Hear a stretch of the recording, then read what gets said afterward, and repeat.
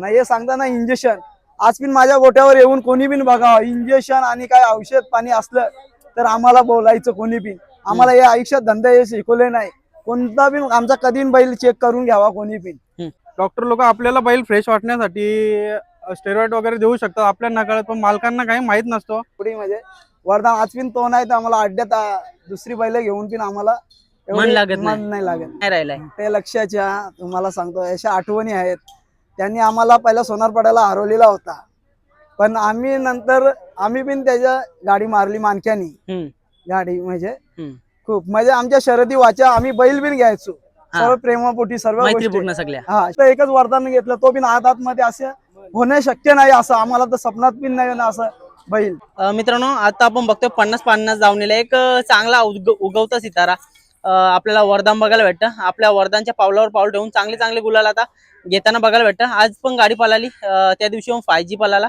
आणि वरदान आज पण तीच गाडी पळाली. शेठ नमस्कार. नमस्कार. रुपेशदा काय सांगाल आज एक चांगली गाडी पळाली आणि नक्कीच आपल्या वरदानच्या पावलावर पाऊल ठेवून एक नवीन नंदी तुम्ही घेतलाय काय सांगाल? नक्कीच चांगलं वाटतंय आणि लगातार 2 गुलाल झाल्याबद्दल आनंद खूप वाटतोय आणि कुठे तरी आम्हाला वाटतंय की वरदानच्या पावलावर पाऊल ठेवून छोटा वरदान त्याचं नाव चालवतोय. दादा काय सांगाल आजच्या मैदानाबद्दल एकदम लवकर आले आणि मस्त चांगला गुलाल पण झाला. लवकर यावंच लागतं कारण की खिडकाली बोलल्यावर नामांकित मैदान आहे तिथे खूप सारी बैल येतात आणि लवकर शर्यत झाली नाही तर खूप गर्दी झाल्यामुळे शर्यत लेट होते त्याच्यामुळे आम्ही लवकर येऊन लवकर नियोजन केलं. दादा बघा जेव्हा एकदम टॉपचा नंदी आपल्या दावणीला असतो ना तेव्हा आपण मैदानात लेट आलो काय आणि काय आलो काय म्हणजे ती एक बिनजोडला शर्यत जमल्याच्या नंतर कधी पण आपल्याला जाता येतं पण आता वरदानच्या नंतर छोटा वरदान घेतलाय पुन्हा शून्यापासून सुरुवात झालेली आहे तुमची मग पुन्हा टॉपला जाण्यासाठी काय काय प्रयत्न असतील आणि कशा प्रकारे मामा सपोर्ट करते जातं तुम्हाला? सपोर्ट तर मामांचा खूपच असतो आणि आम्ही आधीपासून टॉपलाच आहेत आणि आताही टॉपला जाण्याची इच्छाच आहे.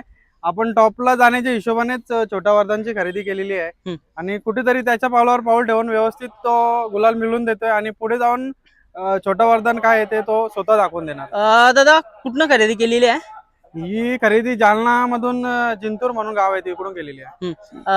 आणखी काही खरेदीचा विचार आहे का किंवा कोणकोणते नंदी आता दावणीला आहेत आपल्या? नंदी तर 8 ते 12 आहेत आपल्याकडे वा. परंतु छोटे छोटे आहेत त्यात मोठा शंकर आहे पिल्ला म्हणून वासरू आहे 4-5 मोठी बैल आहेत आणि 5-6 छोटी वासरं आहेत. दादा शंकरचं सांगायचं झालं तर अगोदरपासून म्हणजे मोठ्या मोठ्या ज्या गाड्या मरत नव्हत्या त्या तुम्ही शंकर मध्ये केलेल्या आहेत आणि म्हणजे बऱ्याचशा मोठ्या मोठ्या शर्यती म्हणजे अजूनपर्यंत तुम्हाला एक गुलाल देतो आनंदी देतो आणि अजूनपर्यंत टॉपच्या 1 नंबरच्या गाड्या खेळताय काय सांगताय? नक्कीच शंकरचं बोलू तेवढं कमीच आहे कारण की शंकर 1-2 वर्ष पळाला नाही म्हणजे असं नाही की तो जवळजवळ 8 ते 9 वर्ष झाले कंटिन्यू पळतो आणि या वर्षी आम्ही त्याला मैदानात काढू. आणि शंकरचं सांगायचं म्हणजे शंकरने खूप मोठा इतिहास आहे शंकरचा फक्त तेव्हा त्याचे वाढलं की तेव्हा सोशल मीडिया एवढी नव्हती म्हणून तो कुठेतरी चर्चेत कमी होता. दादा वासरू किती जाती आहे? हा दुसरा आहे एकदम म्हणजे दिसायला एकदम साधा सिंपल पण पळत्याचं चांगलं आहे. कुठल्या साईडनं पळतं सध्या? हा तसा 4 खांदे पळतोय परंतु घरची गाडी आमची चांगली पळते 5G आणि वरदान त्या हिशोबाने आम्ही डावी पाठी घेऊन याला आतून टाकतो. दादा आतून पळाल्याच्या नंतर नक्कीच एक पाऊल आपल्याला पब्लिकच्या बैलापेक्षा जास्त पळावं लागतं आहे का ते गुण दिसत आहेत का? नक्कीच ते गुण दिसतात परंतु 5G घरचाच बैल आहे पण 5G त्याच्या तोडीस तोड पळतो आणि कुठेतरी तो याला सांभाळून पण घेतो वयाने मोठा असल्याने आणि चांगली गाडी जुळते. दादा बघा आता आपल्या दावणीला भले बरेचसे नंदी येतील पण जी गोष्ट वरदान मध्ये होती ती गोष्ट आपल्याला इतर कोणत्या नंदीमध्ये दिसत नाही पण कुठेतरी कमी भासते का तुम्हाला वरदानची? नक्कीच खूप कमी भासते आणि वरदान सारखे आम्ही खूप नंदी घेऊ शकतो आणि परंतु त्याचं नाव आणि त्याची जी जिद्द असायची ते गुण कोणात येऊ शकत नाही आणि आमच्या दावणीचं नाव जो त्याने केलेलं आहे तो कोणी कुठला नंदी करेल असं वाटत नाही. नक्कीच आता खूप कमी कालामध्ये आपला एवढं सगळं नाव केलं संपूर्ण महाराष्ट्रभर चर्चा झाली खूप सारी फॅन फॉलोईंग झाली वरदानची. नक्कीच आज आता त्या फॅन फॉलोईंगला आशा असणार आहे की नक्कीच कोणते तरी नवीन नंदी येऊन पुन्हा एकदा तोच आपला नाव आहे तो आड्यामध्ये राखावा काय सांगताय? नक्कीच 50-50 धावांनी नेहमी नवीन बैल उजेडात आणतात आणि चांगली बैल घडवतात याच्यासाठी प्रसिद्ध आहे आणि येणाऱ्या काळातही चांगली बैल दिसतील आणि नेहमी टॉपलाच दिसणार. 50-50 धावणीला कधी 2-3 नंबरचे बैल नसणार 1 नंबरचा 1-2 नंदी तरी असणारच असणार. दादा बघा आता वरदान आपल्यामध्ये नाहीये म्हणजे त्यावेळीच देखील बरेचसे असे प्रश्नचिन्ह उभे राहिलेले की वरदान नक्की म्हणजे एवढ्या कमी वयामध्ये कसं काय म्हणजे आपल्यामधून निघून गेला. तर काय सांगाल म्हणजे बरेचसे चर्चा झाल्या की वरदानला खूप जास्त पलवलं असेल किंवा त्याला इंजेक्शन मारलेले म्हणजे असे प्रश्न अशा गोष्टी तुमच्या पण कानावर आल्या असतील. नक्कीच एक दोन मी मागच्या बाईट मध्ये पण बोललेलो, एक दोन जणांनी कमेंट केल्या होत्या, परंतु जे स्वतः वस्तुस्थितीत बघायला नाही ना, जे स्वतः या क्षेत्रात नाही तर घरी बसून कमेंट करतात, त्याला काय अर्थ नाही. कारण की जो बैलगाडा मालक मेहनत घेतो त्याला माहिती असतो की आपल्या बैलावर काय आहे आणि काय नाही. पण तरी पण मी त्यांच्या बाजूने सुद्धा एक सांगतो की डॉक्टरांनी पण एक त्यांच्या हिशोबाने ट्रीटमेंट केली पाहिजे. कधी कधी डॉक्टर लोकांनाही एक सल्ला देऊ इच्छितो की डॉक्टर लोक आपल्याला बैल फ्रेश वाटण्यासाठी स्टेरॉइड वगैरे देऊ शकतात आपल्या नकळत, पण मालकांना काही माहित नसतो. हम्म. ही गोष्ट कुठेतरी डॉक्टरांनी विचार करून करावी. नक्कीच 2 मिनिटं परेश शेटशी बोलता.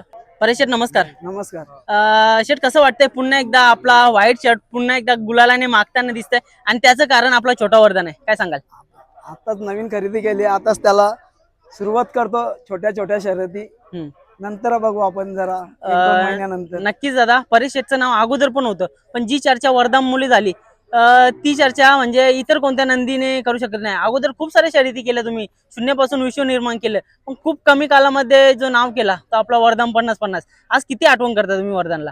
त्याचे आता घरची एवढी काढतात तर कोणी सांगू शकत नाही. एवढी म्हणजे वरदान आज पिन तो नाही तर आम्हाला अड्ड्यात दुसरी बैल घेऊन पिन आम्हाला मन लागत मन नाही लागत. दादा बघा आपण बऱ्याचशा वेळेला वरदानला ना पलताना बघत होतो, तुम्हाला पण एक मनात असं वाटायचं की खरोखर महाराष्ट्रामध्ये बरेचसे असे नंदी होऊन गेला, जसा आज मोठा लक्ष आपल्यामध्ये राहिला नाही तसा आपला वरदान पण राहिला. त्याच्या पलाकडे बघता तुम्हाला कुठेतरी लक्षाची आठवण येत होती, काही 1-2 मैदान असं पळालेला, काय सांगाल? लक्षाचे आमचं खर्चीचा नंद्या मागून असं पलायचं, त्याच्या लक्षाच्या गळ्यात पळालेला आहे ना. त्यांनी पण खूप म्हणजे घाटावर आमचं नाव केलेलं होतं. शेठ तुम्ही खूप अगोदरपासून या शर्यती क्षेत्रामध्ये आहात. मोठा लक्ष जेव्हा पालायचा म्हणजे काय आठवणी सांगा ना मोठ्या लक्षाच्या, कारण का आज तो आपल्यामध्ये नाही राहिलाय. ते लक्षाच्या तुम्हाला सांगतो अशा आठवणी आहेत. त्यांनी आम्हाला पहिला सोनारपाड्याला हरवलेला होता, पण आम्ही पण त्याच्या गाडी मारली मानक्यानी. गाडी म्हणजे खूप म्हणजे आमच्या शर्यती व्हायच्या, आम्ही बैल बिन घ्यायचो सर्व प्रेमापोटी, सर्व मैत्रीपूर्ण सगळ्या. हा, पण शर्यती प्रेमाने व्हायच्या. अशा पहिल्या आताच्या सारख्या अशा नाही चिडाचिडी.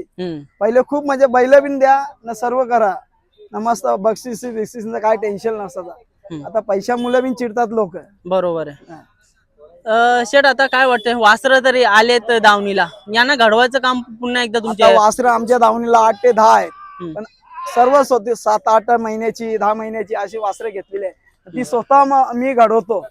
म्हणजे असं घेऊन घडवायचं असं काय माणूस करतो त्याला समजतो नाही. हे सांगताना इंजेक्शन आज पण माझ्या गोट्यावर येऊन कोणी बिन बघावं, इंजेक्शन आणि काय औषध पाणी असलं तर आम्हाला बोलायचं. कोणी बिन आम्हाला या आयुष्यात धंदे हे शिकवले नाही.